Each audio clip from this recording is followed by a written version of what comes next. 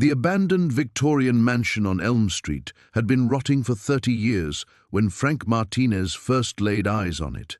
Most people saw a death trap: sagging floors, crumbling walls, a roof that let in more rain than it kept out. But Frank saw something else entirely, something that made his calloused hands tremble as he signed the purchase papers with his life savings. 3 months earlier, Frank's own children had tossed him aside like construction debris. After 40 years of building other people's dreams, after losing his beloved Maria to cancer, his kids decided he was too much trouble, too old, too broken. They shipped him off to a nursing home and never looked back. But Frank Martinez wasn't just any retired construction worker. He was the man who'd built half the city's skyline, the man who could read a building's bones like others read books. And this house, this seemingly hopeless ruin, was whispering secrets that would change everything. As Frank pulled rotted boards from the walls, he uncovered something that made his blood run cold, something his children had no idea existed, something worth killing for. What had the previous owners hidden inside these walls that was worth destroying a family over? The morning sun cast long shadows through the broken windows as Frank stood in what had once been the mansion's grand foyer. Peeling wallpaper hung like dead skin, and the ornate chandelier lay shattered across warped hardwood floors. To anyone else, it would have been overwhelming. To Frank, it was a puzzle waiting to be solved. He'd walked out of Sunset Manor nursing home 3 days ago with nothing but the clothes on his back and a determination that burned hotter than the arthritis in his joints. His son, Michael's voice, still echoed in his head. "Dad, you can't take care of yourself anymore. This is for the best. The best for who?" Certainly not for Frank, who'd spent 6 weeks staring at institutional beige walls, counting down the days until someone remembered he existed. Nobody had. Frank ran his weathered hand along the mansion's main support beam, feeling the solid oak beneath layers of neglect. The structure was sound. That's what had drawn him here in the first place. While other potential buyers saw only decay, Frank recognized quality craftsmanship. This house had been built to last centuries, not decades. The realtor had seemed almost apologetic when showing him the property. "Mr. Martinez, I really think you should consider something more manageable. This place hasn't been lived in since the Blackwood family disappeared back in '93. There are rumors about why they left so suddenly." Rumors. Frank had built his career on facts, not gossip. But as he'd walked through the mansion that first day, he'd felt something. A presence, maybe. Or perhaps just the weight of secrets trapped within these walls for too long. Now, with a crowbar in his hand and Maria's wedding ring still on his finger, Frank began the methodical process of resurrection. He started with the kitchen, pulling away layers of rotted drywall to expose the original brick underneath. Each board he removed revealed another piece of the house's history: newspaper clippings from 1952 used as insulation, a child's drawing tucked behind a loose baseboard, fragments of letters written in faded ink. It was on his 3rd day of demolition that Frank found the first real anomaly. Behind a false wall in what appeared to be a pantry, his crowbar struck something that didn't sound like wood or plaster: metal. Specifically, the hollow ring of a safe. Frank's pulse quickened as he carefully cleared away the debris.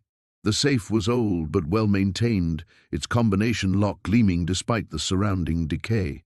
Someone had gone to considerable trouble to hide it, building an entire false wall that looked original to the house's 1890s construction. As Frank studied the safe, he noticed something else that made his contractor's eye narrow with suspicion. The electrical work in this section of the house was far too modern for the mansion's apparent age. Someone had updated the wiring recently, within the last decade if he had to guess, but according to city records, the house had been empty since the Blackwood family's sudden departure 30 years ago. The sound of a car door slamming outside interrupted his thoughts. Frank moved to the kitchen window and peered through the grime-covered glass. A black sedan sat in his driveway, its engine still running. 2 men in dark suits stood beside it, one speaking into a cell phone while the other stared directly at the house. Frank's blood chilled. In 40 years of construction work, he'd learned to recognize trouble when he saw it. These weren't city inspectors or curious neighbors. These men had the predatory stillness of hunters. They knew something about this house, something about what was hidden in these walls. As Frank watched, the man with the phone ended his call and pointed toward the mansion. His companion nodded and reached inside his jacket. Frank Martinez had survived 4 decades in construction, burying his wife and abandonment by his children. But as he crouched in the shadows of his newfound sanctuary, he realized his real test was just beginning. The house's secrets were worth killing for. And someone had come to collect. The funeral reception had been a hollow affair. Frank watched his children, his own flesh and blood, pick at catered sandwiches while discussing his future like he wasn't sitting 10 feet away. Sarah kept glancing at her phone, probably checking real estate listings. Michael had already suggested downsizing 3 times, his tone suggesting Frank was a burden to be managed rather than a father to be comforted. By evening they were gone, all of them, back to their important lives in distant cities, leaving behind only a refrigerator full of casseroles from neighbors and a silence so profound it seemed to have weight. Frank sat in his recliner, staring at the indentation on the couch where Margaret had spent her final months, and wondered when exactly his children had become strangers. The next morning brought rain and a restlessness that drove him from the house. He'd lived in Millbrook for 43 years, but grief had a way of making familiar streets feel foreign. His feet carried him past the elementary school where he'd coached Little League, past the diner where he and Margaret had shared coffee every Sunday after church, until he found himself on Elm Street, a road he rarely traveled. That's when he saw it. The Victorian mansion sat back from the street, nearly hidden behind a curtain of overgrown hedges and twisted oak trees. Frank had heard about the old Whitmore place, of course. Every small town had its abandoned house, its whispered stories, but he'd never actually seen it before, and the sight stopped him cold. The structure was magnificent, even in decay.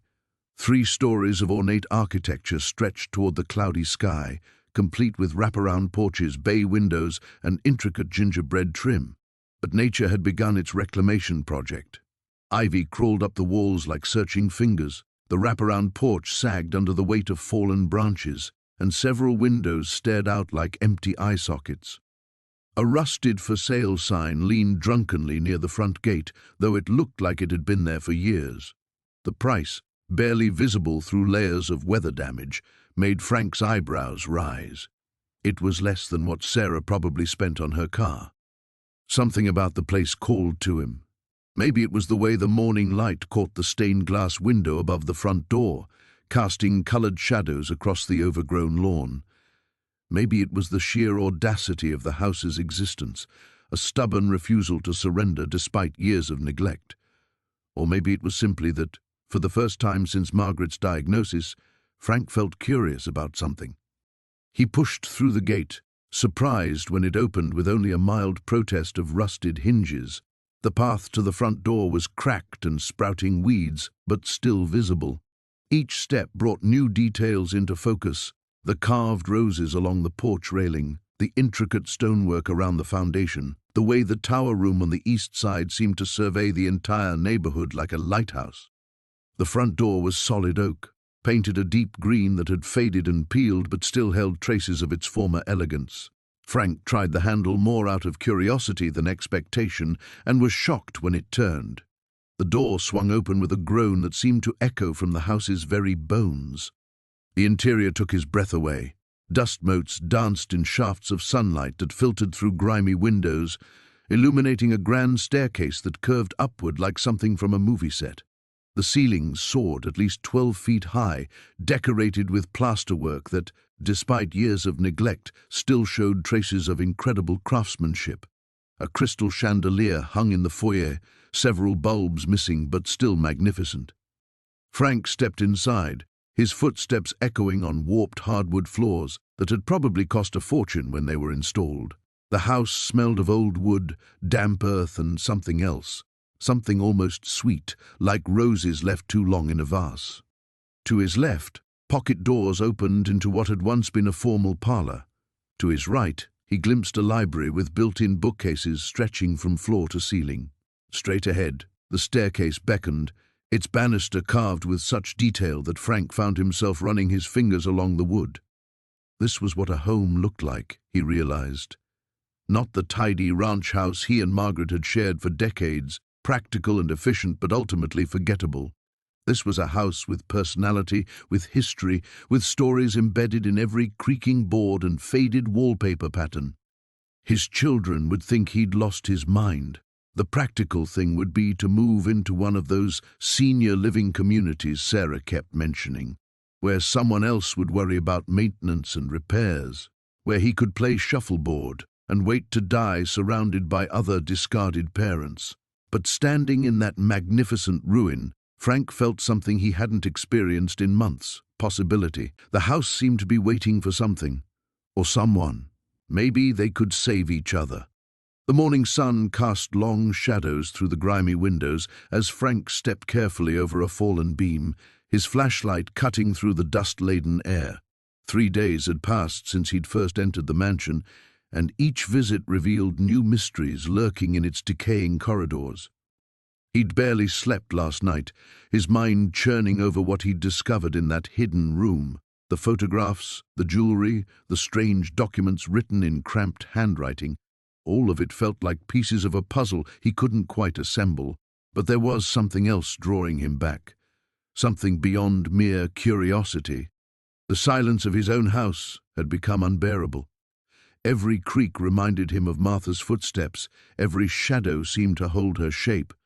At least here, surrounded by someone else's ghosts, his own felt less suffocating. Frank made his way back to the concealed door, which he'd left slightly ajar. Today he'd brought proper tools: a crowbar, a stronger flashlight, and a small digital camera he'd found in David's old room. If his son wouldn't return his calls, at least Frank could document this discovery properly. The hidden chamber felt different in daylight, though precious little filtered through the boarded windows above. Frank methodically photographed everything before touching it, some instinct warning him that evidence could be important. Evidence of what? He wasn't sure yet. He picked up one of the photographs from yesterday, a family portrait showing a stern-faced man in Victorian dress, a pale woman, and 3 children. The youngest, a girl of perhaps 8, had the same distinctive architectural features visible through the mansion's front windows. This had been their home. A leather-bound journal lay beneath the photographs, its pages yellowed and brittle. Frank opened it carefully, squinting at the faded ink. The entries were dated 1887, written in an elegant but increasingly erratic hand. October 15th. The fever has taken young Timothy. Eleanor grows more distant each day, barely speaking to myself or the remaining children. The doctor says there is nothing more to be done, but I cannot accept this. There must be something. Frank flipped ahead, watching the handwriting deteriorate with each entry.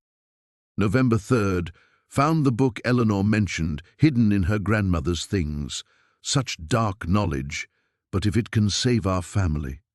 God forgive me, but I must try. November 12th. The ritual worked, though not as expected. Timothy returned, but wrong somehow. Changed. Eleanor screams when she sees him, says he is not our son, but he knows things only Timothy could know. Frank's hands trembled as he read. Surely this was fiction, the ravings of a grief-stricken father. Yet something about the desperate tone felt authentic, raw with genuine anguish. A sound echoed from somewhere deeper in the house. A soft thudding, rhythmic and deliberate.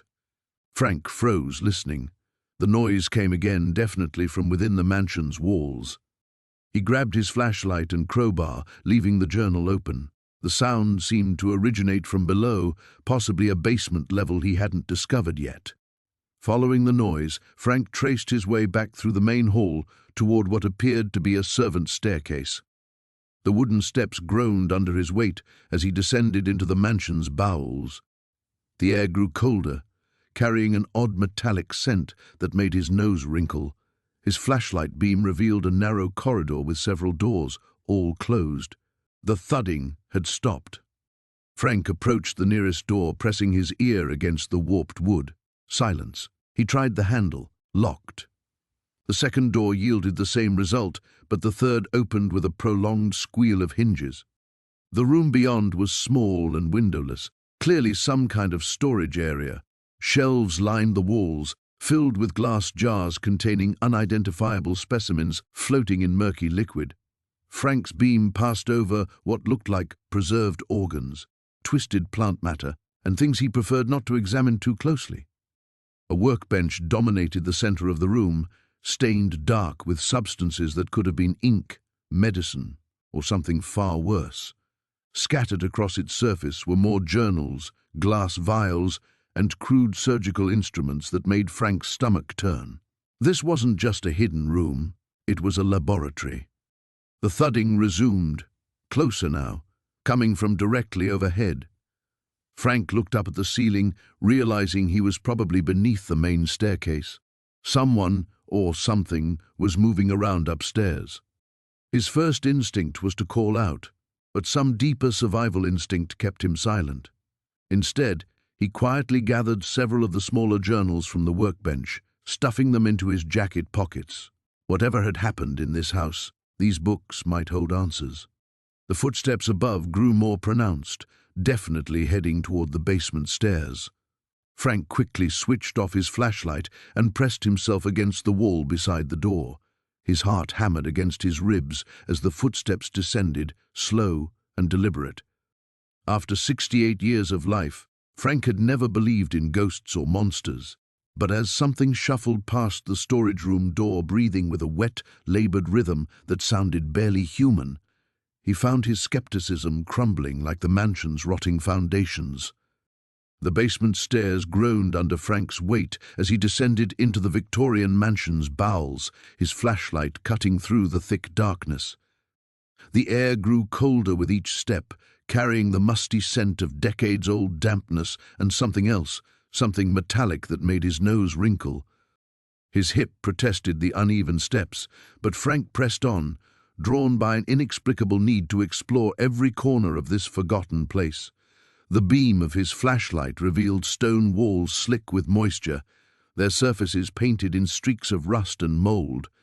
Ancient pipes snaked along the ceiling like arthritic fingers, occasionally dripping into puddles that had formed perfect circles on the dirt floor. "What were you hiding down here?" Frank murmured to the house, his voice echoing off the walls. The basement stretched further than he'd expected, branching into several smaller rooms. He explored methodically, finding the remnants of what might have been servants' quarters. Iron bed frames reduced to rust, rotted wooden crates, and scattered pieces of china that crunched beneath his boots. In one corner he discovered a coal chute, its metal door hanging open like a mouth frozen mid-scream. It was in the last room, tucked behind a partially collapsed wall, that Frank found it. The wooden chest sat on a raised stone platform, as if someone had placed it there ceremoniously. Unlike everything else in the basement, it appeared remarkably well preserved, its dark wood only slightly warped by time. Heavy brass corners caught his flashlight beam, and an ornate lock secured the front. Frank's heart hammered as he approached. The chest was roughly the size of a coffin for a small child, and something about its placement felt deliberate, intentional. He ran his fingers along its surface, feeling the smooth wood beneath years of dust. The lock looked old but sturdy. Frank examined it closely, then remembered the ring of antique keys he'd found upstairs in what appeared to be the butler's pantry. His hand trembled slightly as he retrieved them from his pocket, trying each one with growing anticipation. The fifth key slid home with a satisfying click. Frank hesitated before lifting the lid, suddenly aware of how alone he was in this forgotten place. If something happened to him down here, who would even know to look? His children certainly wouldn't come searching. The thought stung, but it also steeled his resolve. He'd spent too many years being careful, being the responsible one while everyone else lived their lives. The lid opened with a soft creak. Inside, wrapped in what had once been fine silk but now felt like cobwebs, lay a collection of leather-bound journals. Beneath them, Frank glimpsed the glint of gold jewelry and what appeared to be bundles of old documents tied with ribbon. But it was the topmost journal that captured his attention, its cover embossed with the initials M in faded gold lettering. Frank lifted it carefully, surprised by its weight. The leather felt supple despite its age, as if it had been lovingly maintained. He opened to the first page and read the elegant script by flashlight. Per personal account of Eleanor Blackwood Mansfield. Begun this day, September 15, 1898. May God forgive me for what I am about to record. Frank's breath caught. He'd heard the name Mansfield whispered in town, always in connection with old scandals and mysterious disappearances. But he'd assumed they were just local legends, the kind of stories that grew larger with each telling. He flipped through several pages, catching fragments of Eleanor's neat handwriting. Cannot bear to see another child suffer as Thomas did. The authorities must never know what we've done in the name of mercy. Buried the evidence beneath the rose garden where Mother's ashes were scattered. Frank's hands shook as he read. This wasn't just a diary, it was a confession. Eleanor Mansfield had documented something terrible, something that had happened in this very house over a century ago. A sound from upstairs made him freeze. Footsteps, slow and deliberate, moving across the floor above his head. Frank quickly closed the journal and clutched it to his chest, his mind racing. He was certain he'd secured the front door when he entered. The house had been abandoned for decades. Who else would be here? The footsteps paused directly overhead, then began moving toward what Frank estimated was the location of the main staircase. Someone was coming down to find him. Frank's flashlight suddenly felt inadequate against the pressing darkness. He tucked the journal inside his jacket and moved quietly toward the basement stairs, every instinct screaming at him to run. But as he reached the bottom step, the footsteps above stopped entirely. The silence was somehow worse than the sound had been. Frank waited, barely breathing, straining to hear any indication of where the intruder might be. Minutes passed like hours. Finally, he began his ascent, each step a careful negotiation between speed and stealth. Whatever secrets Eleanor Mansfield had buried in her journal, Frank realized, someone else might be willing to kill to keep them hidden. The morning light filtered through grimy windows as Frank descended into the mansion's basement, his flashlight cutting through shadows that seemed to have weight. The wooden steps groaned under his feet, each creak echoing in the cavernous space below. What he'd discovered upstairs had been unsettling enough. The photographs, the newspaper clippings, the sense that someone had been watching the house for decades. But basements held different secrets, older ones. The air grew thick and musty as he reached the bottom, his beam revealing stone walls that predated the house above. Someone had carved symbols into the mortar between the stones, crude scratches that looked like tallies. Frank ran his fingers along them, counting. 37 marks in the first section, 42 in the next. Numbers that meant nothing to him, but had clearly meant everything to whoever had carved them. A metal door stood ajar at the far end of the basement, its hinges red with rust. Frank approached cautiously, the floorboards above him creaking as if someone walked through the rooms he'd just left. He paused, listening, but heard only the settling of old wood and his own labored breathing. Behind the door lay a workshop of sorts, though what kind of work had been done here remained unclear. A long wooden table dominated the center, its surface stained dark with substances Frank preferred not to identify. Tools hung from hooks on the walls, some he recognized, others that seemed designed for purposes he couldn't fathom. Everything was covered in dust, but not the kind that accumulated over years. This dust had been disturbed recently, moved around, as if someone had been using this space. Frank's light caught something glinting beneath the table. He knelt, his joints protesting, and retrieved a small metal object, a locket, tarnished silver with an intricate pattern etched into its surface. Inside, two photographs faced each other, a young woman with kind eyes and a man whose face had been deliberately scratched out with something sharp. "Margaret Holloway," he whispered, reading the name engraved on the back. The same name from the deed he'd found upstairs, the original owner who'd supposedly died in the house fire of 1943. But if she'd died in the fire, how had her locket ended up hidden in the basement? A sound from above made him freeze. Footsteps, definitely footsteps, moving across the main floor with purpose. Frank clicked off his flashlight and stood perfectly still in the darkness, his heart hammering against his ribs.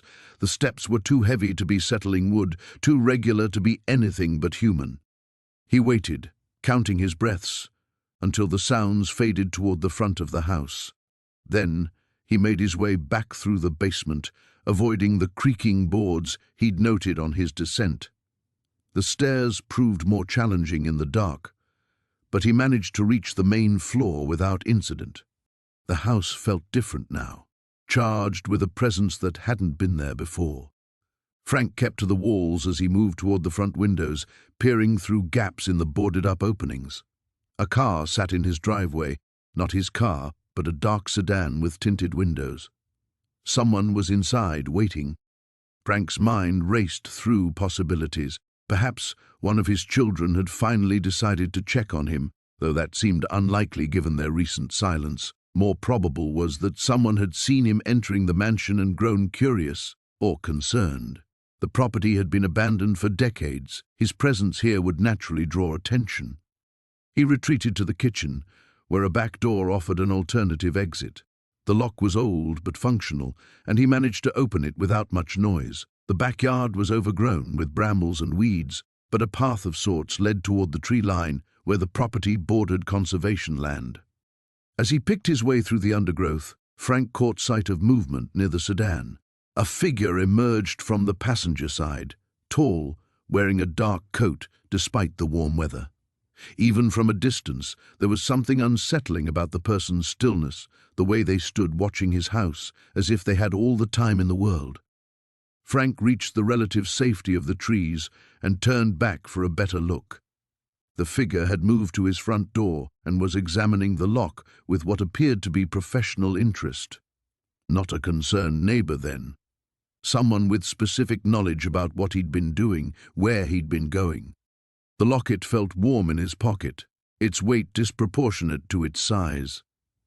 Margaret Holloway's face smiled up at him from his memory, young and hopeful, in a photograph that was supposed to have been destroyed 70 years ago. Whatever had happened in that mansion, whatever secrets it held, someone was still protecting them. Frank made his way deeper into the woods, following deer paths that would eventually loop back toward town. He needed time to think, to plan his next move. The mansion had waited decades to reveal its secrets. It could wait a little longer. The floorboards groaned beneath Frank's weight as he descended the servants' staircase, flashlight beam dancing across water-stained walls. The air grew colder with each step, carrying the musty scent of decades-old secrets. His arthritis protested the narrow, uneven steps, but curiosity drove him deeper into the mansion's hidden arteries. The staircase ended at a heavy wooden door, its brass handle green with verdigite. Frank's pulse quickened as he turned it, surprised when it opened without resistance. Beyond lay a corridor he hadn't known existed, running beneath the main floor like a forgotten vein. Servants' quarters lined both sides, tiny rooms that once housed the mansion's invisible workforce. Frank peered into each one, his light revealing sparse furnishings draped in cobwebs, iron bed frames, wash basins, a few personal effects left behind as if their owners had simply vanished mid-task. At the corridor's end, another door stood ajar. Frank pushed through and found himself in what must have been the estate's nerve center, a combination office and storage room. Shelves lined the walls, packed with ledgers, correspondence, and file boxes. A massive desk dominated the center, its surface buried under yellowed papers. Frank set his flashlight on the desk and began examining the documents. Estate records, staff schedules, household accounts, all bearing the Whitmore family crest. The dates ranged from the 1890s through the 1940s, chronicling the mansion's golden years and eventual decline. One leather-bound ledger caught his attention. Unlike the others, this one was locked with a small brass clasp. Frank worked at it with his pocket knife until it gave way with a satisfying click. The pages revealed a different kind of record entirely, names, dates, and amounts, but not household expenses, These entries documented something far more sinister. J. Morrison, $500 silence regarding cellar incident. Police Captain Hayes, $200 monthly, continued cooperation. City Inspector Williams, $1,000, building permit overlooked. Frank's hands trembled as he turned the pages. The Whitmores hadn't just been wealthy, they'd been paying people off. But for what? A loose photograph slipped from between the pages, landing face up on the desk. Frank's breath caught. The black and white image showed a group of men in fine suits standing beside what appeared to be wooden crates. Behind them, Frank recognized the mansion's distinctive stonework, but it was the cargo that made his blood run cold. Rifles, dozens of them, arranged in neat rows. More photographs followed. Ships at night, men loading cargo, handshakes between figures Frank didn't recognize, and a man who bore a striking resemblance to the Whitmore patriarch from the family portrait upstairs. The final image showed a newspaper headline, "Federal Agents Raid Suspected Arms Smuggling Operation. 3 Dead, Evidence Destroyed." Frank sank into the desk chair, mind reeling. The Whitmores hadn't just been wealthy socialites, they'd been arms dealers, using the mansion as a front for illegal weapons trafficking. The bribes, the secrecy, the eventual abandonment of the property, it all made terrible sense. A sound from above made him freeze. Footsteps, slow and deliberate, moving across the main floor. Frank quickly extinguished his flashlight, plunging the room into darkness. His heart hammered against his ribs as he strained to listen. The footsteps paused directly overhead, then resumed with purpose. Someone else was in the mansion, someone who knew their way around. Frank heard floorboards creaking in what he now knew was the dining room, then the distinct sound of furniture being moved. He needed to get out, but the servants' staircase was his only route back to the main floor. If he encountered whoever was up there, Frank pushed the thought aside. He was an old man, alone in a place where people had already died to keep secrets. Carefully, he gathered the most damning photographs and documents, stuffing them inside his jacket.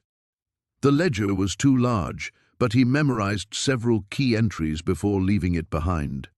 Every instinct screamed at him to flee, but he forced himself to move slowly, quietly. The ascent felt endless. Each step seemed to echo like a gunshot in the narrow stairwell.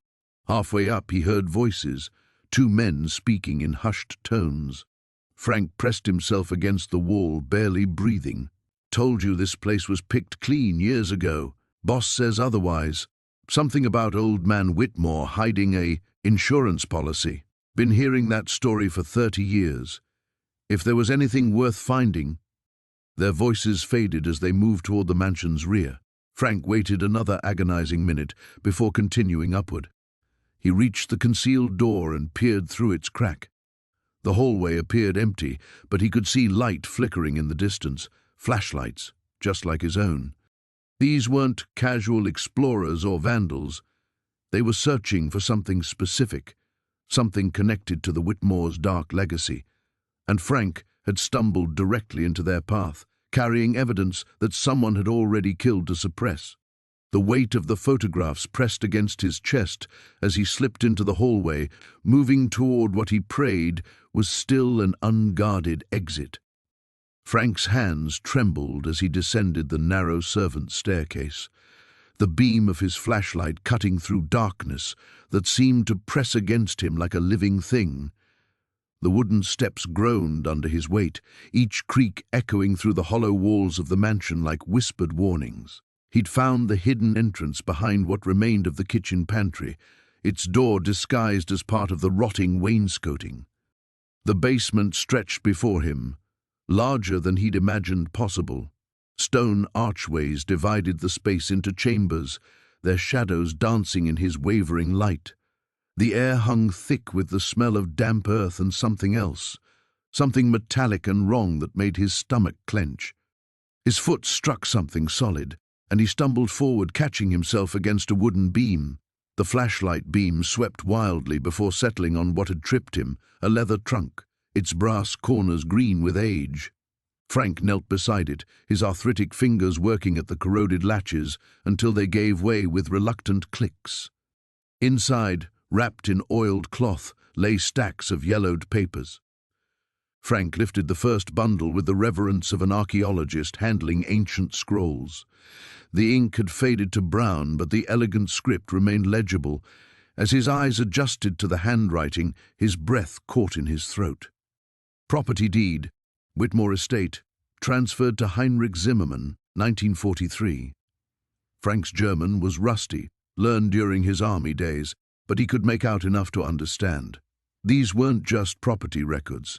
They were documentation of systematic theft.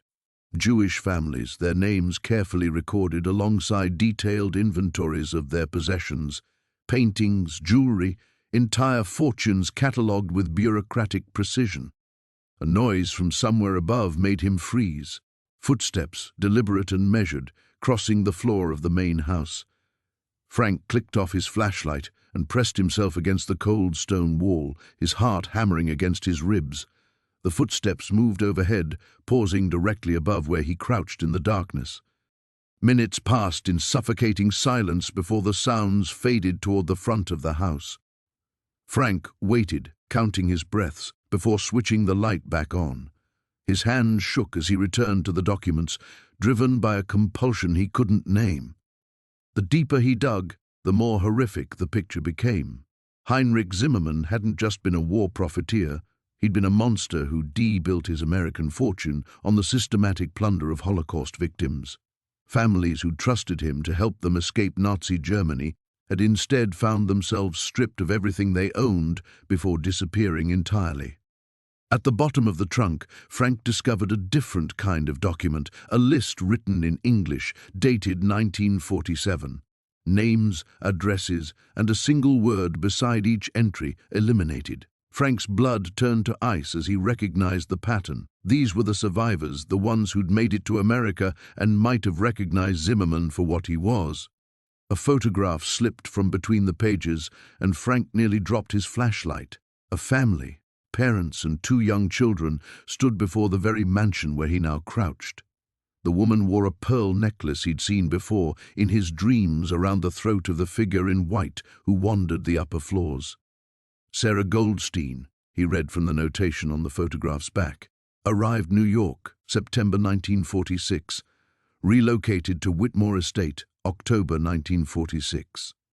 Frank understood now why the house felt so heavy with grief, why shadows moved in his peripheral vision, why he heard crying in the walls. This wasn't just a house, it was a tomb, a monument to unspeakable evil disguised as American prosperity. His flashlight beam picked out something else in the far corner of the chamber, a wooden door, newer than the rest of the basement's construction. Frank approached it with growing dread, the metallic smell growing stronger with each step. The door wasn't locked, its handle turning easily under his grip. The room beyond was small, windowless, with drainage channels cut into the stone floor. Dark stains covered the walls, and iron rings were bolted into the stone at regular intervals. Frank didn't need an interpreter to understand what this room had been used for. But it was what lay scattered across the floor that made him drop to his knees, personal belongings, dozens of them. Watches, rings, eyeglasses, even children's toys. All that remained of lives cut short in this hidden chamber of horrors. Frank's flashlight beam found something that made his heart stop entirely. Carved into the stone wall, barely visible beneath decades of grime, were words scratched by desperate fingers, "Tell our story." Above him, the footsteps returned, accompanied now by voices. Frank couldn't make out words, but the tone was urgent, searching. They knew he was here. They knew he'd found the truth. As quietly as he could manage, Frank began gathering the most damning documents, stuffing them inside his jacket. Whatever happened next, someone had to know. Someone had to tell their story. The voices grew closer, and Frank realized with growing terror that he might not make it out of this basement alive. Frank's hands trembled as he held the yellowed photograph, its edges brittle with age. The image showed a young woman in Victorian dress, her dark hair pinned elegantly, her eyes bearing an unmistakable resemblance to his late wife, Margaret. Behind her stood the mansion in its former glory, Pristine white columns, manicured gardens and windows that gleamed like jewels in the afternoon sun. He'd found the photograph tucked inside a leather-bound journal, hidden beneath loose floorboards in what appeared to be the mansion's former library. The journal's pages crackled as he turned them, revealing entries written in careful script dating back to 1887. The name on the first page made his breath catch, property of Evelyn Whitmore. Margaret had mentioned the Whitmore name only once, years ago, when they'd driven past the mansion during their early courtship.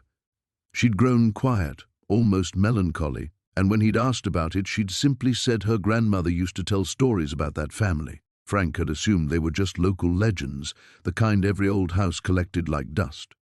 Now, reading Evelyn's words by the light of his flashlight, he began to understand that Margaret's connection to this place ran deeper than mere stories. "Father grows more suspicious each day," one entry read. "He questions my every movement, watches my correspondence. I fear he suspects my involvement with the railroad workers' cause. If only he could understand that some secrets are worth keeping, that some battles are worth fighting, even if it means defying everything he believes." Frank flipped through more pages, piecing together fragments of a life lived in shadows. Evelyn Whitmore had been involved in something dangerous, something that required meetings in hidden rooms and coded messages. References to the network and safe passages suggested activities that went far beyond typical Victorian social circles. A loose page fell from the journal's binding, and Frank's flashlight beam revealed a hand-drawn map of the mansion's layout. Red X marks indicated locations throughout the building, with notations like entrance, supply cache, and emergency exit. Most intriguingly, several marks appeared to indicate spaces that didn't match the mansion's current floor plan, rooms that seemed to exist between walls, passages that connected distant parts of the building. The sound of footsteps above made Frank freeze. Heavy, deliberate steps moved across the floor directly overhead, pausing at regular intervals as if someone was searching. Frank clicked off his flashlight, plunging himself into absolute darkness, and strained to listen. The footsteps continued, accompanied now by what sounded like furniture being moved. He wasn't alone in the mansion. Frank's heart hammered against his ribs as he considered his options. The basement had only one exit that he knew of, the same stairs he'd descended earlier. If someone was up there, he was effectively trapped. Unless... His fingers found the journal's map in the darkness, remembering the notation about an emergency exit from the basement. Moving by touch alone, Frank made his way along the basement wall, counting steps and trying to match his movements to the map's layout. The stone was cold and damp beneath his palms, and more than once he encountered the sticky embrace of spider webs. After what felt like an eternity, his hands found a section where the stones seemed different, smaller, more roughly hewn, as if they'd been hastily replaced. The footsteps above grew louder, more urgent. Whoever was up there had discovered something, and Frank didn't want to wait around to learn what. He pressed against the irregular stones, and to his amazement, they shifted. Behind them lay a narrow passage, barely wide enough for a person to squeeze through. Frank grabbed the journal and forced himself into the cramped space. The passage angled upward, and he could feel air movement suggesting it led somewhere beyond the basement's confines. As he crawled through the darkness, Evelyn Whitmore's words echoed in his mind. "Some secrets are worth keeping." The passage opened into what appeared to be a root cellar behind the mansion, concealed by overgrown shrubs and fallen timber. Frank emerged gasping, his clothes torn and dirty but alive. From his hiding spot he could see lights moving inside the mansion, flashlight beams sweeping methodically through the rooms he'd just vacated. Someone else knew about the mansion's secrets, and they were searching for the same things he'd found. The question was whether they were friend or foe, and how long it would be before they discovered he'd been there. Frank clutched the journal against his chest, feeling the weight of its revelations. Margaret's family history was intertwined with this place in ways he'd never imagined, and the photograph in his pocket suggested connections that spanned generations. Whatever Evelyn Whitmore had been involved in, whatever secrets these walls contained, Frank was now part of the story. As he made his way through the darkness toward his car, Frank realized his investigation had taken a dangerous turn. The mansion wasn't just hiding treasures, it was harboring secrets that someone was willing to risk everything to protect or claim. The floorboards groaned under Frank's weight as he descended into what had once been the mansion's cellar. His flashlight beam cut through the darkness, revealing stone walls slick with moisture and the musty scent of decades-old decay. He'd been putting off this exploration for days, but the strange sounds he'd been hearing at night, scratching, scraping, like something moving behind the walls, had finally driven him down here. The basement stretched further than he'd expected, extending well beyond the foundation footprint visible from above. Victorian homes often had these sprawling underground spaces, he reminded himself, trying to quiet the unease creeping up his spine. Still, something felt wrong about the proportions, as if the cellar had been deliberately expanded. His light swept across stacked wooden crates, their surfaces warped and split with age. Frank approached the nearest one, noting how the wood seemed newer than the rest of the basement's contents. When he pried off the loose lid, his breath caught. Inside, wrapped in what looked like expensive silk cloth, lay an ornate silver candelabra. Even tarnished, he could tell it was valuable, possibly worth thousands. The next crate revealed similar treasures: china painted with delicate gold leaf, crystal glasses that caught his flashlight beam like trapped stars, jewelry boxes lined with velvet. Frank's hands trembled as he opened box after box, each one containing items that belonged in a museum rather than a forgotten basement. A sound from deeper in the cellar made him freeze, scratching again, but different this time, deliberate, rhythmic, human. "Hello?" His voice echoed off the stone walls, swallowed by the darkness beyond his light's reach. The scratching stopped. Frank forced himself forward, past towers of crates that created narrow corridors through the basement. The beam of his flashlight wavered as his hand shook, casting dancing shadows that seemed to move independently of their sources. The air grew colder as he progressed, and he noticed the walls changing from rough stone to something smoother, more finished. Then he saw it, a heavy wooden door, partially hidden behind a stack of mouldering furniture. The scratching was coming from behind it.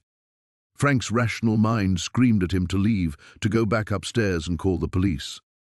But something else, some deeper need he couldn't name, pushed him forward. The door's iron handle was cold against his palm, and when he turned it, the mechanism moved with surprising ease, as if it had been recently oiled. The door swung open to reveal a room that defied explanation. Unlike the rough cellar behind him, this space was finished, wallpapered with faded but once elegant patterns, fitted with built-in shelves that lined every wall, and those shelves were filled with books, hundreds of them, their leather bindings cracked but intact. But it wasn't the books that made Frank's blood run cold. It was the figure hunched over a desk in the corner, writing by the light of an oil lamp. The man looked up at Frank's entrance, and Frank saw a face that might have been handsome once, but was now gaunt with malnutrition and stress. Wild grey hair framed eyes that held a mixture of fear and desperate hope. "Please," the man whispered, his voice hoarse from disuse, "please don't tell them you found me." Frank's flashlight beam revealed more details that made his stomach lurch. A mattress on the floor, covered with threadbare blankets, plates of food, recent still containing crumbs, a bucket in the corner that Frank didn't want to examine too closely. "Who are you?" Frank managed to ask. "My name is Arthur Pemberton. I used to own this house." The man's hands shook as he set down his pen. "Before they took it, before they tried to silence me. Who took it? Who's keeping you here?" Arthur laughed, a sound devoid of humor. "My own children. My dear, loving children who couldn't wait for the old man to die naturally." He gestured to the books around him. "They thought I'd hidden my fortune in offshore accounts, in investments they couldn't trace. They never thought to look for something more valuable than money." Frank's eyes swept the shelves again, and he began to understand. These weren't just any books. They were first editions, rare manuscripts, documents that collectors would kill for. "They keep me alive because they haven't found it all yet," Arthur continued. They bring me food. Let me live like an animal in my own basement, hoping I'll eventually break and tell them where the rest is hidden. The pieces clicked into place in Frank's mind. The fresh food deliveries he'd witnessed, the voices he'd heard, the feeling of being watched. The house wasn't truly abandoned. It was a prison. How long? Frank asked. 3 years. Arthur's voice broke. 3 years since the world thought I died in that car accident they arranged. Footsteps echoed from the cellar above, and both men froze. Multiple sets, moving with purpose through the basement Frank had just traversed. "They're back," Arthur whispered, terror flooding his features. "Hide, please. If they find you here, you'll never leave." The basement felt different in the morning light that filtered down through the kitchen window above. Frank descended the creaking stairs with purpose, the journal clutched in his weathered hands. Sleep had eluded him for most of the night, his mind churning over Eleanor Whitmore's final entries and the implications of what lay hidden beneath his feet. He'd found matches in the kitchen drawer, and now he lit the oil lamp he'd discovered on a shelf, casting dancing shadows across the stone walls. The basement stretched further back than he'd initially realized, disappearing into darkness beyond the lamp's reach. What he'd taken for the rear wall yesterday was merely a partition, and behind it lay another chamber. Frank pushed through a gap in the rotted wooden boards, the lamp held high before him. The air grew thicker here, heavy with the scent of earth and something else, something metallic that made his stomach clench. The floor beneath his feet changed from rough stone to smooth tiles, and as he moved deeper, the lamplight revealed the outline of what appeared to be a laboratory. Rusted equipment lined wooden tables that had somehow survived the decades. Glass beakers, their contents long since evaporated, sat alongside instruments Frank couldn't identify. But it was the far wall that drew his attention. A series of metal cabinets, their doors standing slightly ajar. His hands trembled as he approached the first cabinet. Inside, glass jars lined the shelves, filled with specimens suspended in yellowed fluid. Frank's breath caught as he recognized what appeared to be organs, hearts, kidneys, sections of brain tissue. Each jar bore a carefully written label with dates spanning from 1952 to 1963. The journal entries suddenly made horrifying sense. Dr. Marcus Whitmore hadn't been conducting legitimate medical research. He'd been experimenting on people, vagrants, runaways, anyone who wouldn't be missed.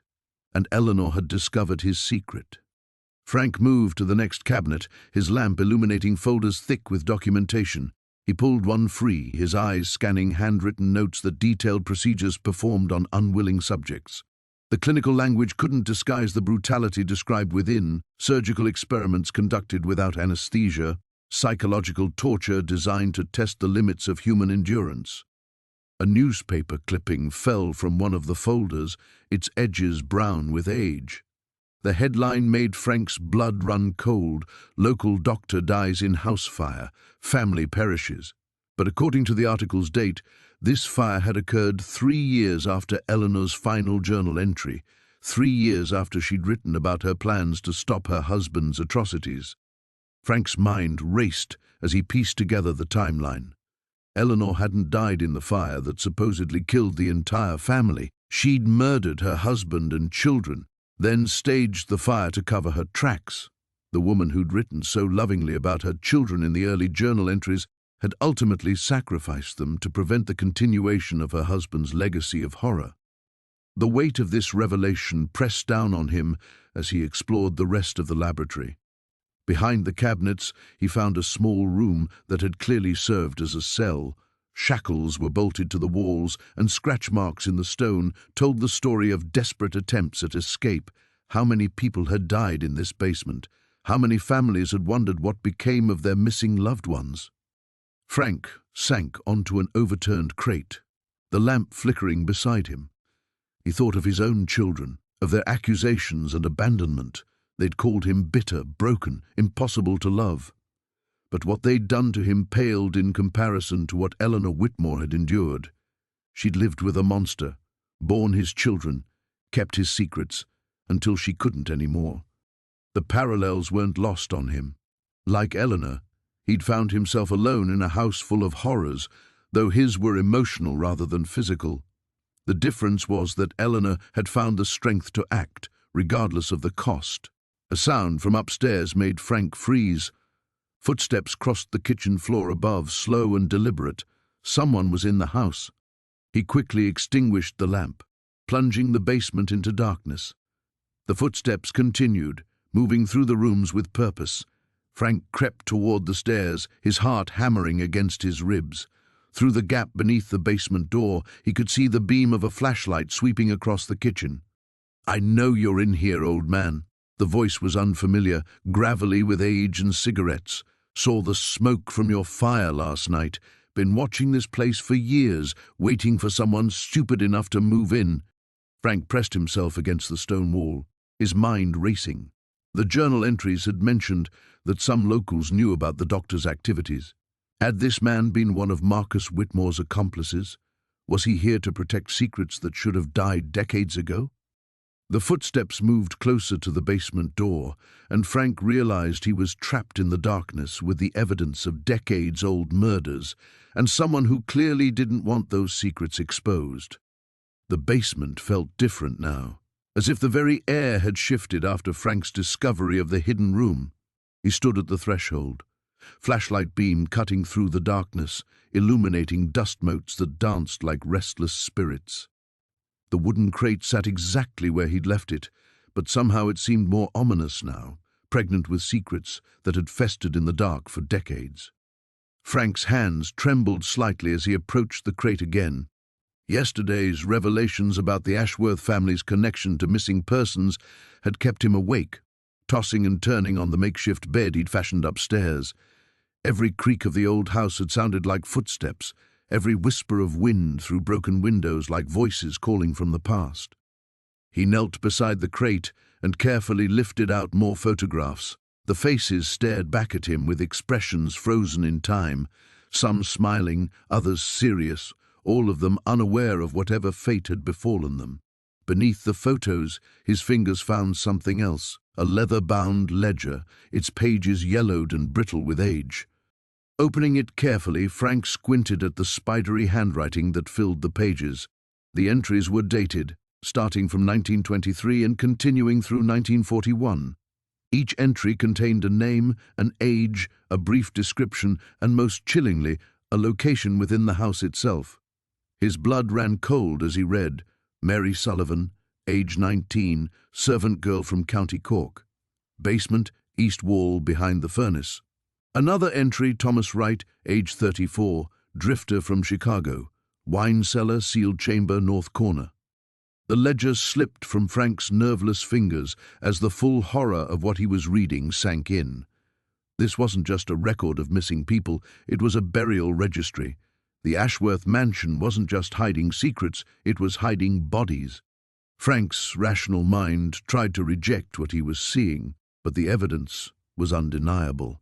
The dates, the detailed locations, the careful handwriting that spoke of meticulous planning. Someone had been using this house as a killing ground for nearly 2 decades. And given the timeline, it had to be connected to the Ashworth family. Standing on shaking legs, Frank backed away from the crate, his flashlight beam wavering across the stone walls. Suddenly, every shadow seemed threatening, every corner potentially concealing horrors he didn't want to imagine. The house that had felt like a refuge now felt like a tomb. But even as fear coursed through him, another emotion began to take hold, a grim determination. These people, Mary Sullivan, Thomas Wright, and all the others listed in that ledger, they deserved justice. They deserved to be found, to be properly buried, to have their stories told. Frank thought of his own children, who had abandoned him so easily, and felt a kinship with these forgotten souls who had no one left to speak for them. Moving with new purpose, Frank began exploring the basement more systematically, checking the locations mentioned in the ledger against the actual layout of the space. Behind the old furnace, he found an area where the mortar between stones looked newer than the rest, hastily applied and rough. In the corner that would have been the wine cellar, loose stones shifted when he pressed against them. The magnitude of what lay beneath his feet was staggering. This wasn't just one or two bodies. The ledger contained dozens of entries. The Ashworth mansion sat atop what amounted to a private cemetery filled with victims whose disappearances had probably never been properly investigated. Frank's phone buzzed in his pocket, making him jump. Sarah had sent another text. "Dad, please call us back. We're worried about you." The irony wasn't lost on him. His children were worried about him now when he was finally feeling useful for the first time since Margaret's death. He climbed back upstairs, leaving the ledger and photographs where they lay.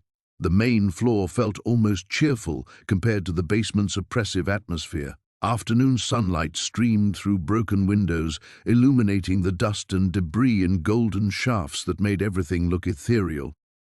Frank walked to what had once been the front parlor and sat heavily on a piece of fallen beam. The weight of his discovery pressed down on him like a physical force. He held the power to bring closure to families who might still be wondering what had happened to their loved ones decades ago. But he also knew that involving the authorities would mean leaving this place, returning to the empty house where Margaret's absence echoed in every room. For the first time in months, Frank felt truly alive, energized by a sense of purpose that had been missing since Margaret's death. These victims needed an advocate, someone who understood what it meant to be forgotten and abandoned. Frank had found his mission, even if it meant sharing his refuge with the restless dead. The mansion's secrets were finally ready to be unearthed, and Frank would be the one to bring them into the light. The photograph trembled in Frank's weathered hands as he stared at the face that had haunted him for 3 days. Margaret's twin sister, alive, real, and standing in his kitchen 40 years ago with his wife. The woman in the hidden room wasn't some stranger who'd wandered into the mansion to die. She was family. "Eleanor," he whispered, reading the faded inscription on the back. "Margaret and Eleanor, summer 1983. His legs gave way, and he sank into the creaking chair beside the kitchen table. Margaret had never mentioned a sister. In 37 years of marriage, through countless conversations about family and childhood, she'd never once spoken of having a twin. The revelation felt like discovering his wife had lived an entirely different life alongside the one he'd known. Frank's mind raced through fragments of memory. Margaret's reluctance to discuss her past, the way she'd changed the subject when he asked about her family. He'd attributed it to the pain of losing her parents young, but now those evasions took on a darker significance. What had happened between the sisters? What secret had been so terrible that Margaret would erase Eleanor from her life completely? The mansion suddenly felt different around him, less like a refuge and more like a tomb holding decades of buried truth. Frank stood slowly, his joints protesting, and made his way back to the hidden room. Each step echoed in the corridor, a drumbeat counting down to revelations he wasn't sure he wanted to face. Eleanor's body lay exactly as he'd left it, peaceful in death, but somehow more real now that he knew who she was. Frank approached the desk where he'd found the photographs, searching for more clues. His fingers explored every drawer, every crevice, until he discovered a loose board beneath the desk's bottom drawer. Inside the hidden compartment lay a bundle of letters tied with a faded ribbon. Frank's heart hammered as he recognized Margaret's handwriting on the envelopes, all addressed to Eleanor at various locations, boarding houses, temporary addresses, places that spoke of a life lived in constant motion. He untied the ribbon with shaking fingers and opened the first letter, dated just 2 years ago. "Eleanor, I know you're angry, but you have to stop. Frank doesn't know about any of this, and I intend to keep it that way. What happened with Father was 40 years ago. Let the dead stay buried." Frank's breath caught. The letter continued, but his vision blurred as the implications crashed over him. Eleanor hadn't just been estranged. She'd been actively reaching out to Margaret, and Margaret had been refusing contact. The sisters had been in communication, possibly for years, and his wife had hidden it from him completely. He forced himself to read on, letter after letter, revealing a correspondence filled with tension and fear. Eleanor had been trying to tell Margaret something urgent about their father and events from their childhood. Margaret's responses grew increasingly desperate, begging Eleanor to leave the past alone, to stop digging up memories that were better left buried. The final letter, dated just 6 months before Margaret's death, made Frank's blood run cold. "I found it, Maggie. The proof of what he did to us, what he did to the others. I'm coming home to show you we can finally make this right." Frank's hands shook as he set the letter down. Eleanor had died in this house, in this hidden room, while trying to reconnect with her sister. She'd discovered something about their father, something Margaret had desperately wanted to keep secret. But what proof? What others? A sound from somewhere in the mansion made Frank freeze. Footsteps, slow and deliberate, echoing from the main corridor. His heart hammered as he realized someone else was in the house, someone who knew he was here. "Frank?" a voice called out, familiar but unexpected. "Frank, are you in here?" It was his son David's voice, but wrong somehow, too casual, too knowing. Frank quickly gathered the letters and photographs, stuffing them into his jacket pocket. The footsteps were getting closer, and there was nowhere to run. The hidden door was the only way out of Eleanor's chamber. "I know you're here, Dad. Your car's outside." Frank pressed himself against the wall beside the door, trying to think. David hadn't spoken to him in months, had made it clear he wanted nothing to do with his father. Why was he here now? How did he even know about the mansion? The footsteps stopped just outside the hidden room. Frank held his breath, praying the door's concealment would hold.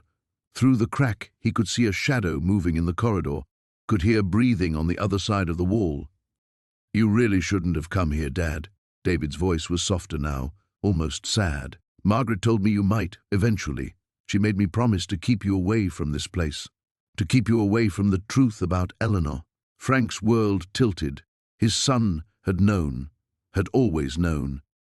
The hidden chamber beneath the Victorian mansion felt like stepping into a tomb that had been sealed for decades. Frank's flashlight beam cut through the musty darkness, revealing stone walls that wept with moisture and the skeletal remains of what had once been an elaborate underground room. Eleanor moved beside him, her own light dancing across ornate but crumbling furnishings that spoke of wealth and secrecy. "My God," Eleanor whispered, her voice echoing off the damp walls. "How long has this been down here?" Frank stepped carefully across the uneven floor, noting the way the floorboards above had rotted through in several places, creating natural skylights that let in thin streams of dusty daylight. Since the house was built, I'd guess, maybe longer. They weren't alone in the chamber. Against the far wall, barely visible in the shadows, sat 3 figures. Frank's heart hammered as he approached, but relief flooded through him when he realized they were just mannequins. Old department store displays, probably from the 1940s or 50s, dressed in moth-eaten clothing and positioned around a small table as if frozen in the middle of a conversation. "Someone was playing house down here," Eleanor observed, running her fingers along the edge of the table. A touch disturbed a layer of dust so thick it might have been velvet. But Frank had already moved past the bizarre tableau. His light had caught something else. A series of wooden crates stacked against the eastern wall, and beyond them, what looked like filing cabinets. Real ones, not the decorative kind you'd find in a wealthy family's study. The first crate he opened contained photographs. Hundreds of them, some in frames, others loose in manila envelopes that crumbled at his touch. The images were old, black and white mostly. But what made Frank's skin crawl wasn't their age. It was their subject matter. Men in expensive suits shaking hands with others whose faces had been carefully scratched out with ink. Bundles of cash being exchanged, what looked like body-shaped bundles being loaded into car trunks. "Eleanor," he called softly. "You need to see this." She joined him at the crate, and he watched her face change as she processed what they were looking at. "These aren't family photos," she said. "No, they're not." Frank moved to the filing cabinets and tried the first drawer, locked, but the mechanism was so old and corroded that a sharp tug broke it entirely. Inside were folders, meticulously organized and labeled with dates spanning from 1943 to 1961. Frank pulled one at random, October 1955, and opened it. The documents inside were a mixture of handwritten notes, typed reports, and what appeared to be financial records. But these weren't ordinary business transactions. Frank found himself reading about shipments that arrived at the local docks under cover of darkness, about payments made to city officials and police commissioners, about territories divided up between families whose names he recognized from old newspaper stories about organized crime. This whole house, Frank said slowly, pieces clicking into place in his mind, it wasn't just a family home, it was a front. Eleanor had moved to another filing cabinet and was pulling out similar folders. "Look at this," she said, holding up a photograph that had been paper-clipped to a typed report. "That's the mansion, but from before it was abandoned. See all those cars in the driveway? And look at the timestamp on this report. 3 days later, there's a note saying the location had been compromised and needed to be permanently vacated." Frank studied the photo. The Victorian mansion in the image looked nothing like the ruins they'd been exploring. It was pristine, elegant, with manicured gardens and expensive automobiles lined up like toys. But there was something sinister about the scene, too. Too many men in dark suits, too many serious faces, too much money on display for a supposedly legitimate gathering. "They must have cleared out fast," Frank said. "Left everything behind except what they absolutely had to take. But why leave all this evidence? These files could have sent dozens of people to prison." Frank was wondering the same thing when his light caught something else. A smaller box, separate from the others, sitting on top of one of the filing cabinets. Unlike everything else in the chamber, this box showed signs of recent handling. The dust pattern around it was different, and when he picked it up, he could tell it had been moved recently. Inside the box were more recent documents, much more recent. Financial records from the 1990s, bank statements, property transfers. And, at the bottom, a letter addressed to someone named Vincent Torino, dated just 6 months ago. Frank's blood turned to ice as he read the letter. It was from his son, Michael, and it detailed a plan to purchase the Victorian mansion property through a shell company, demolish it, and build a shopping complex on the land. But that wasn't the worst part. The worst part was the final paragraph, which mentioned Frank specifically, and outlined exactly how they planned to make sure he never interfered with their plans. The morning light filtering through the mansion's broken windows cast dancing shadows across the letter in Frank's trembling hands. Margaret Ashworth's confession had shattered everything he thought he knew about the house and its history. The children hadn't died in an accident. They'd been murdered by their own mother, driven mad by grief and isolation. Frank set the letter down on the dust-covered table, his mind reeling. The voices he'd been hearing, the cold spots, the sense of being watched, it all made terrible sense now. The mansion wasn't just abandoned, it was haunted by the souls of 3 innocent children whose lives had been cut short by maternal madness. A soft footstep echoed from somewhere above, followed by the familiar sound of children's laughter. Frank's blood ran cold. He'd grown accustomed to these supernatural visitations, but now they carried a weight of tragedy that pressed down on his chest like a stone. He climbed the grand staircase slowly, each creaking board announcing his presence to whatever spirits roamed these halls. The children's rooms were at the end of the corridor, and as he approached, the temperature dropped noticeably. His breath began to mist in the suddenly frigid air. The first room belonged to Sarah, the eldest at 12. Her diary still lay open on a small writing desk, the pages yellowed with age, but the words still legible. Frank read the final entry, dated just days before her death.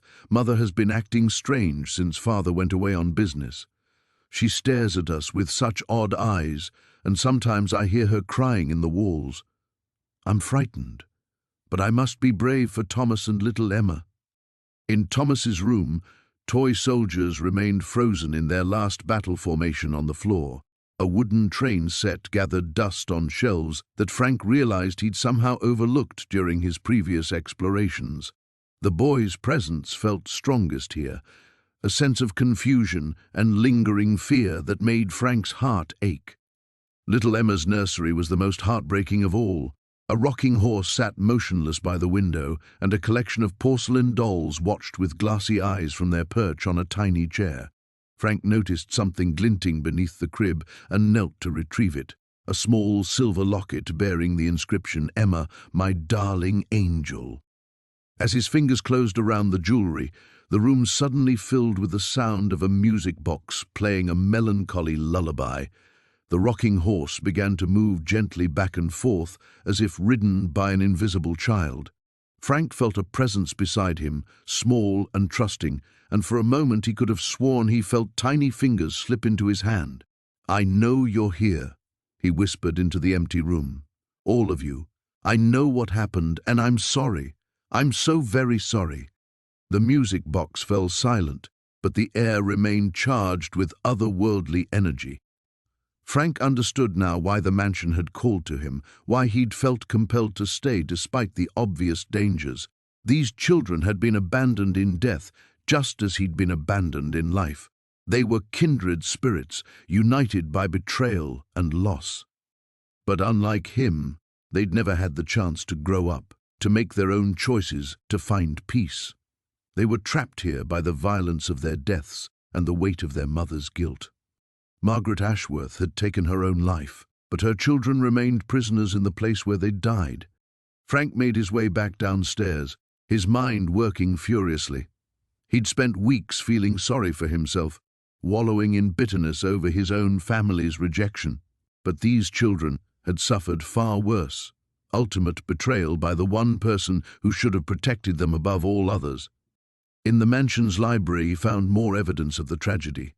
Police reports, newspaper clippings, and legal documents told the story in stark official language. Margaret Ashworth had been found dead in the basement, having apparently poisoned herself after murdering her 3 children.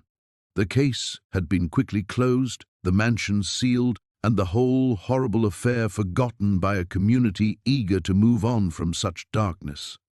But the children hadn't moved on. They'd been waiting all these decades for someone to acknowledge their suffering, to bear witness to their story. Frank realized with growing certainty that he was meant to be that someone.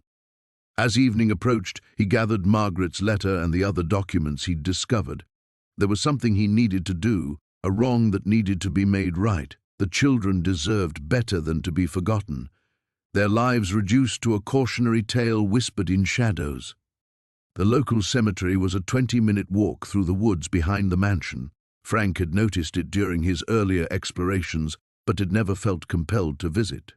Now, as twilight painted the sky purple and gold, he made his way between the weathered headstones until he found what he was looking for. 3 small graves, marked only with dates and the single word Ashworth. No names, no loving inscriptions, no flowers, just cold stone monuments to lives cut tragically short. Frank knelt beside the graves and placed Margaret's letter between them. The basement felt different this time, as if the very air had thickened with anticipation. Frank descended the creaking stairs with Detective Martinez close behind, their flashlight beams cutting through the darkness like surgical instruments. The smell hit them first, not the usual mustiness of old wood and neglect, but something sharper, more chemical. "Jesus," Martinez muttered, covering her nose with her sleeve. "What is that?" Frank's pulse quickened as they reached the bottom. The concrete floor stretched before them, scattered with debris and what looked like old furniture covered in tarps.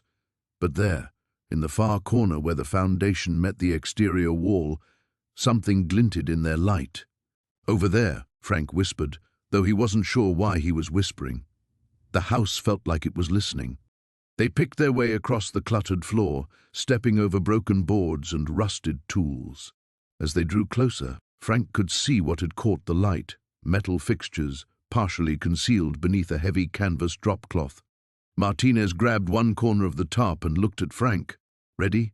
He nodded, though nothing could have prepared him for what lay beneath.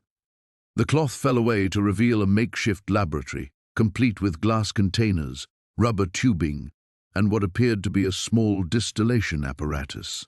Bottles lined makeshift shelves, their contents long since evaporated, leaving behind crystalline residue that sparkled like deadly snow. Papers were scattered across a wooden table, the ink faded but still legible. Martinez leaned over the documents, her flashlight steady. "These are formulas," she said, her voice tight. "Chemical compounds. And look at this." She pointed to a series of dates scrawled in the margins. 1978, 1979, 1980. Frank felt his chest constrict. "The missing persons cases you mentioned. The timeline matches perfectly." Martinez photographed everything with her phone, the flash momentarily illuminating the basement like lightning. "But there's more." She moved to another section of the lab, where a metal filing cabinet sat partially hidden behind the distillation equipment. The top drawer stuck at first, swollen with decades of moisture, but finally yielded with a grinding screech. Inside, manila folders sat in neat rows, each labeled with a name and date. Martinez pulled out the first file, and Frank saw immediately that these weren't just names, they were detailed records.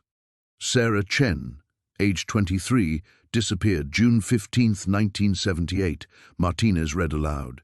"Blonde hair, blue eyes, 5 feet 6 inches, 125 pounds.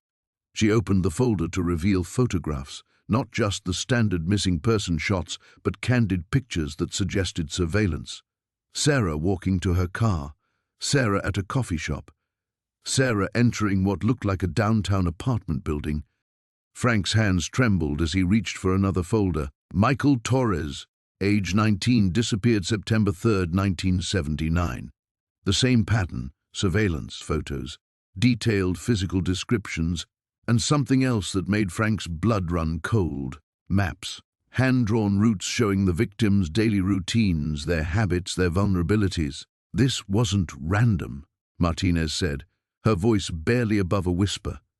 "Someone was hunting them." They continued through the files in horrified fascination. 12 folders in total, spanning nearly 3 years. Each victim had been young, attractive, and apparently living alone. Each had been carefully studied before they vanished. At the bottom of the drawer, Martinez found something that stopped them both cold. A leather-bound journal, its pages filled with meticulous handwriting. She opened it carefully, and Frank leaned in to read over her shoulder. Day 1. Subject responds well to initial compound. Confusion and disorientation as expected. Day 3. Subject showing signs of compliance. Memory gaps increasing. Day 7. Complete cooperation achieved. Subject has no recollection of previous identity. Frank stepped back, his head spinning. They were experimenting on people. Mind control, Martinez confirmed, flipping through more pages. Or trying to achieve it. Look at this. They were documenting everything. Dosages, reactions, behavioral changes. She paused at a page near the end of the journal. And when the experiments failed, she didn't need to finish the sentence. They both understood what happened to the failures. Frank sank onto an overturned crate, the weight of discovery crushing down on him. All those missing people, all those families who never knew what happened to their loved ones, and he'd been living above it all, walking over their graves every day for months. "We need to call this in," Martinez said, but Frank was already thinking ahead. "Wait." He stood up slowly, his mind racing. If this lab belonged to the original owners, the Blackwood family, then someone knew. Someone had to know what was happening here. Martinez nodded grimly. And if someone knew then, someone might know now. Someone who's been very interested in keeping these secrets buried. The implications hung between them like a toxic cloud. Frank thought about all the strange occurrences since he'd moved in. The mysterious phone calls, the feeling of being watched, the convenient accidents that had nearly killed him. Someone had been trying to drive him away, or worse, they're still out there, he realized aloud. And they know we're getting close. The basement felt different now, as if the very air had shifted with the revelation of Margaret's journals. Frank descended the creaking stairs, with Detective Morrison close behind, their flashlight beams cutting through the musty darkness. The mannequins stood like silent sentinels, their painted faces seeming to follow their movement. There, Frank pointed to the far corner where he'd found the loose floorboard. That's where I discovered the first journal. Morrison knelt beside the opening, her light revealing the small cavity beneath. You said there were more hiding places. Frank nodded, moving to the wall where he'd noticed the unusual brick pattern. His fingers traced the mortar lines until he found what he was looking for, a section that gave slightly under pressure. With Morrison's help, they pried loose 3 bricks, revealing another hollow space. Inside lay a metal box, its surface green with age. Morrison carefully extracted it, and Frank felt his heart race as she opened the lid. More journals, but these were different, older, bound in cracked leather that spoke of decades past. These go back further, Morrison observed, opening the topmost volume. Her voice dropped as she read the date. 1952. This predates the Margaret entries by years. Frank leaned closer, squinting at the faded handwriting. The script was different, more masculine, written in bold strokes that pressed deep into the yellowed pages. Property acquired today, Morrison read aloud. The widow was eager to sell after the unfortunate incident with her husband. She suspects nothing of our true intentions. Phase 1 can begin immediately. A chill ran down Frank's spine. Our intentions? There were others involved? Morrison flipped through several pages, her expression growing darker with each entry. Frank, this isn't just about Margaret. Listen to this. Subject exhibits expected resistance patterns. Dr. Henley assures me the treatments will become more effective with time. The basement laboratory setup is nearly complete. Laboratory? Frank's voice cracked. What kind of treatments? Before Morrison could respond, they heard footsteps overhead, slow, deliberate, nothing like the settling sounds they'd grown accustomed to. Both froze, listening as the steps moved across the floor above them. Morrison drew her weapon, motioning for Frank to stay behind her. They climbed the basement stairs with painful care, each creak of the old wood sounding like a gunshot in the silence. The footsteps had stopped. They emerged into the main hallway, Morrison's flashlight sweeping left and right. Nothing, but Frank felt it, that sensation of being watched that had plagued him since he'd first entered this house. "Hello?" Morrison called out, her voice echoing through the empty rooms. "Police! If someone's here, show yourself!" Silence answered her. Frank touched her arm. "The parlor," he whispered. "I saw someone there before, a woman in white." They moved toward the front of the house, their combined lights revealing the familiar decay of peeling wallpaper and broken furniture. But as they entered the parlor, Frank gasped. The mannequins were gone. The 3 figures that had stood motionless in the corner for God knew how long were simply not there anymore. In their place, fresh footprints marked the dusty floor, footprints that led to the front door. Morrison was already examining the prints, her training evident in how she analyzed the scene. Recent, very recent.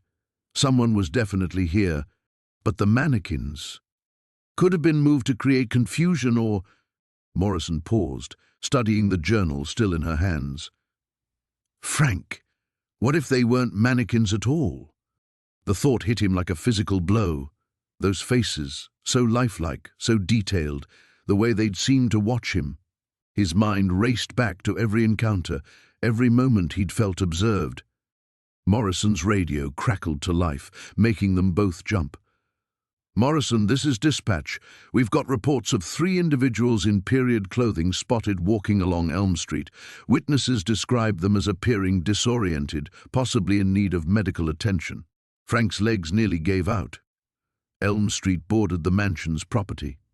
Morrison keyed her radio. "Dispatch, I need all available units to respond to that location. Approach with caution.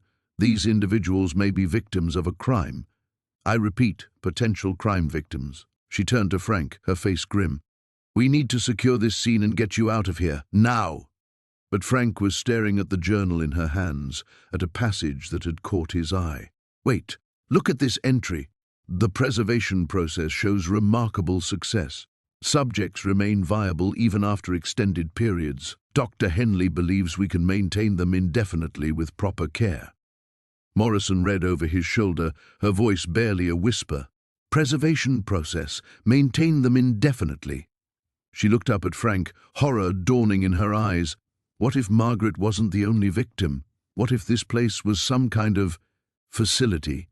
The radio crackled again. "Morrison, we've made contact with the 3 individuals. They're asking for someone named Margaret. They want to go home." The floorboards groaned under Frank's weight as he descended into the mansion's basement. The metal strongbox clutched against his chest like a shield. Behind him, the sound of splintering wood echoed through the house as Detective Morrison and his team forced their way through the front door he'd barricaded with furniture. "Frank Castellano!" Morrison's voice boomed from above. "We know you're in there!" Frank's hands trembled as he set the strongbox on the concrete floor beside the furnace. 3 months ago, he'd been a grieving widower whose children had written him off as a burden. Now he was a fugitive harboring evidence that could destroy one of the city's most prominent families, the very family that had murdered the Whitmore children in this house over a century ago. The beam of his flashlight cut through the darkness, illuminating the corner where he'd first discovered the children's remains. Sarah, Michael, and little Emma Whitmore, ages 8, 10, and 12, had been killed by Charles Pemberton when they'd witnessed him murdering their parents for the family fortune. Pemberton had bought the silence of the police, the coroner, and the newspapers. He'd built his empire on their graves. But the children had left behind proof. Hidden in the walls, sewn into Sarah's dress, carved into the basement stones, evidence that Frank had carefully documented and preserved, evidence that would expose how the Pemberton dynasty had been founded on child murder. Footsteps thundered overhead, moving systematically through each room. Frank knew he had minutes at most before they found the basement entrance. He opened the strongbox and pulled out the photographs, the diary pages, the small silver locket that had belonged to Sarah. Each piece told part of the story that someone very powerful wanted to remain buried. His phone buzzed. A text from his daughter Linda. "Dad," the police called. "Whatever you've done, we can work this out. Please come home." Frank almost laughed. Now they wanted him home. After months of unanswered calls and ignored invitations, his children suddenly cared about his welfare. It had taken him becoming a wanted man for them to remember he existed. But this wasn't about them anymore. This was about Sarah, Michael, and Emma. Children who'd been forgotten, whose deaths had been covered up, whose killer had died wealthy and respected, while their bones lay hidden in crumbling walls. "Basement access found!" someone shouted upstairs. Heavy boots began descending the wooden steps. Frank moved quickly to the furnace, where he'd hidden his real insurance policy. Taped to the back of the water heater were copies of everything. Every photograph, every document, every piece of evidence he'd found, along with detailed instructions for Margaret Chen, the investigative reporter he'd contacted 3 days ago. If anything happened to him, if he disappeared or died under suspicious circumstances, Margaret had instructions to publish everything. The truth about the Whitmore murders would come out regardless. "Frank!" Detective Morrison appeared at the bottom of the stairs, his weapon drawn but lowered. "Let's talk about this.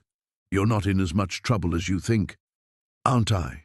Frank straightened, facing the detective. "I suppose the Pembertons' lawyers have already explained how this should be handled quietly?"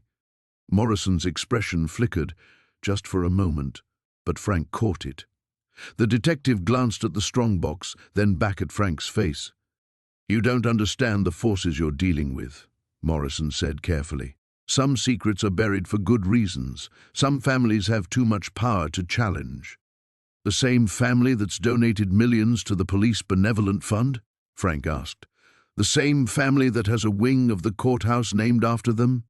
2 more officers appeared behind Morrison, but the detective held up a hand to keep them back.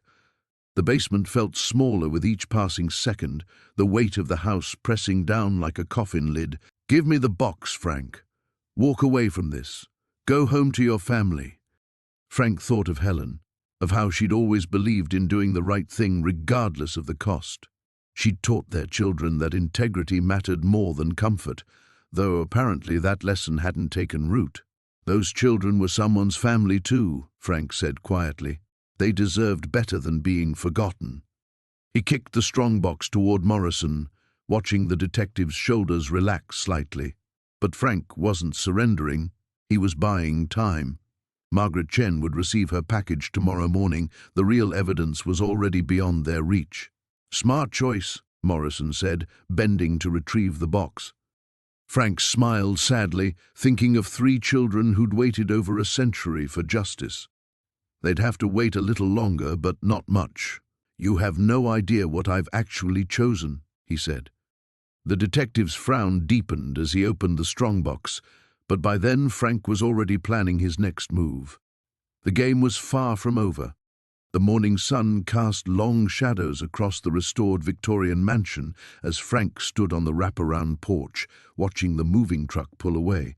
Inside, the house hummed with life, not the supernatural presence that had once haunted these halls, but the genuine warmth of family finally coming home.